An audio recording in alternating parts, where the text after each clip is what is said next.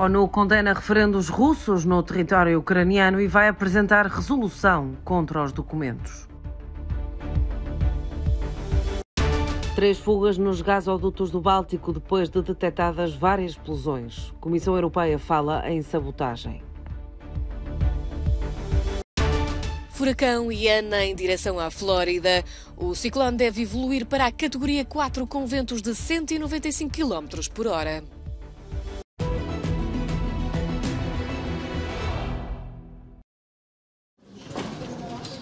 As Nações Unidas vão apresentar uma resolução que condena os referendos russos para anexar território ucraniano. As medidas da ONU que Zelensky pediu.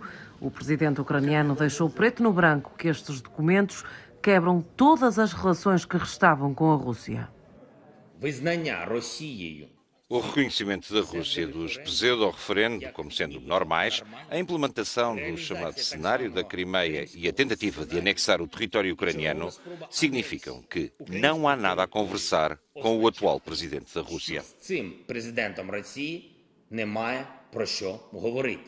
Linda Thomas Greenfield, embaixadora dos Estados Unidos nas Nações Unidas, diz que os referendos são farsas e que foram planeados por Moscovo há algum tempo. Também o secretário de Estado norte-americano, Antony Blinken, condenou o passo da Rússia e voltou a afirmar que nunca o Ocidente irá reconhecer a anexação dos territórios ucranianos. O secretário-geral da NATO fala de uma violação flagrante do direito internacional. Os falsos referendos e a retórica nuclear, combinados também com a mobilização das Forças Armadas na Rússia, tudo isto é uma grave escalada do conflito.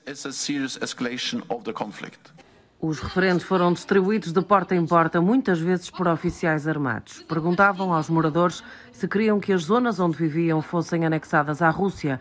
98% das pessoas responderam que sim. As bandeiras da Federação já estão colocadas nos edifícios, na maioria do território de Zaporíjia, Kherson, Donetsk e Lugansk.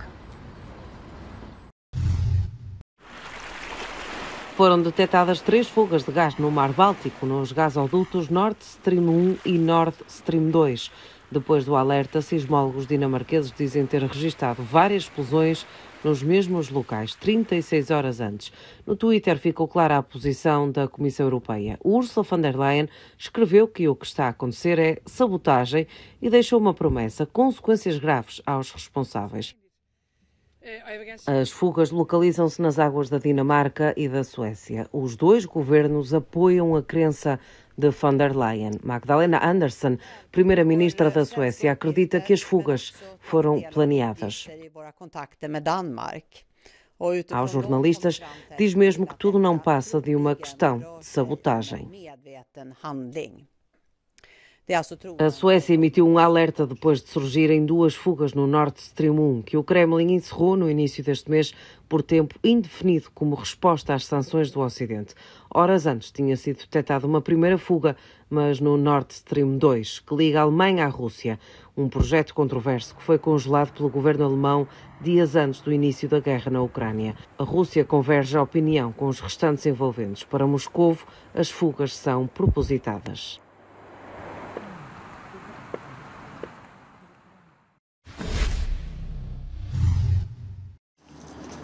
O furacão Ian, de categoria 3, dirige-se para o norte em direção à costa oeste da Flórida e é esperado nesta quarta-feira na Baía de Tampa.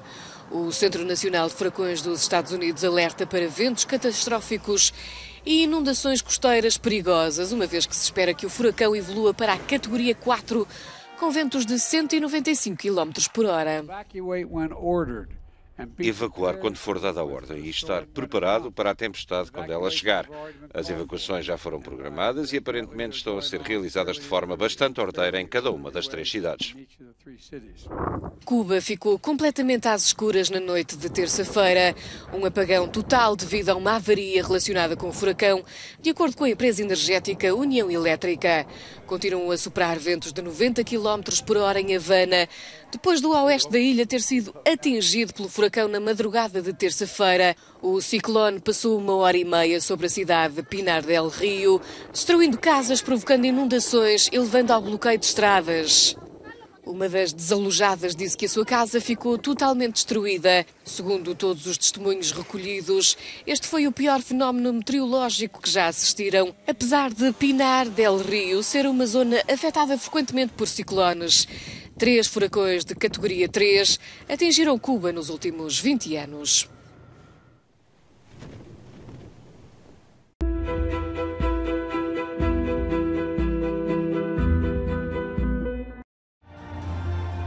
Giorgia Meloni é a primeira mulher a ser escolhida para chefe de governo em Itália e é também a primeira vez desde a Segunda Guerra Mundial que o povo italiano elege um primeiro-ministro com ligações à extrema-direita. É um novo capítulo para o país que está na corda bamba da mudança.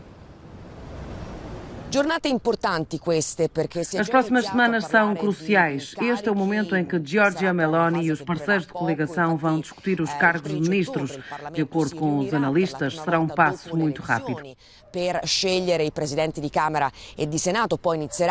Dia 13 de outubro, o novo Parlamento de Itália toma posse pela primeira vez depois das eleições e logo a seguir toma posse um novo governo. Os especialistas dizem que tudo isto pode acontecer até ao fim do mês de outubro. Aqui em Itália, formar um governo demora em média 30 dias. Em 2018 foram precisos 3 meses, mas não será o caso desta vez porque há uma clara maioria. Portanto, as discussões ainda estão a decorrer, em particular sobre o futuro e o papel de Matteo Salvini. O líder da Liga tem vontade de ser nomeado ministro do Interior, embora o partido que representa tenha sofrido uma grande derrota nas eleições. Vamos ver, portanto, o que Giorgia Meloni vai decidir. Todas as negociações são muito importantes, bem como chegar a um acordo. Na verdade, o objetivo de Giorgia Meloni é tentar manter a coligação unida. Giorgia Orlandi, Euronews. A vitória dos irmãos de Itália nas eleições italianas promete ser um teste à fraternidade dos vários líderes que se coligaram à direita.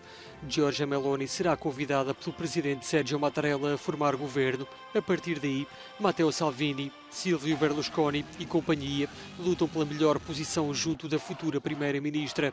Caso não haja nenhum imprevisto, Giorgia Meloni será a primeira mulher a liderar o executivo italiano, mas a sua vitória não significa necessariamente uma vitória para as mulheres. Na região de Marche, controlada pelo partido de direita radical já há 2 anos, é praticamente impossível fazer um aborto, mesmo que este seja legal no país. Esta mulher fez várias tentativas em várias cidades da região, mas obteve sempre como resposta que não havia disponibilidade ou que o médico não estava presente. A sua história está longe de ser única. As mulheres que pretendem abortar são obrigadas a deslocar-se para outra região, a fazer um aborto clandestino ou a sair do país. Algumas acabam por desistir. A lei italiana permite que os profissionais de saúde se declarem objetores de consciência e cerca de 2/3 dos ginecologistas recusam-se a fazer abortos. O problema vai da política à educação. De acordo com esta ginecologista, nas universidades católicas obrigam os novos estudantes a assinar um documento para se declararem objetores de consciência. Giorgia Meloni afirma ser defensora dos valores de família, mas para a futura primeira-ministra, nem todas as famílias são iguais.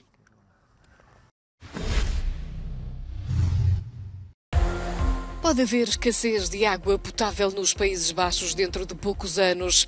Foi este o aviso deixado por 10 empresas de água potável.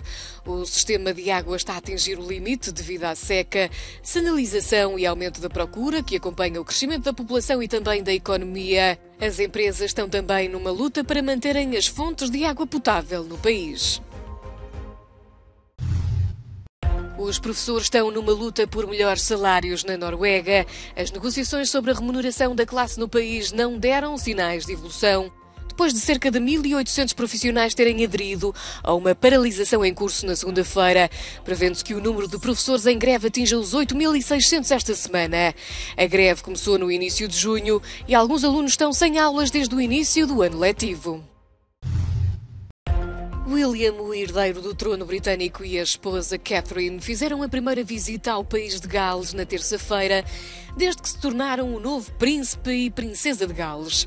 William herdou automaticamente o título a quando da morte da avó, Rainha Isabel II, altura em que o pai, o rei Carlos III e antigo príncipe de Gales, se tornou rei.